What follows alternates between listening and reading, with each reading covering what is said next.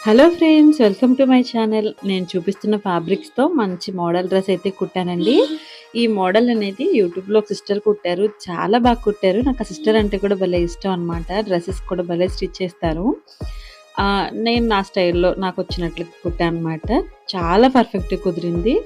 ఆ సిస్టర్‌కి అయితే ఒక థాంక్స్ చెప్తున్నాను. ఫైనల్ లుక్ అయితే చూసేద్దామా ఇంకా. చూడండి ఎంత బావుందో అసలు.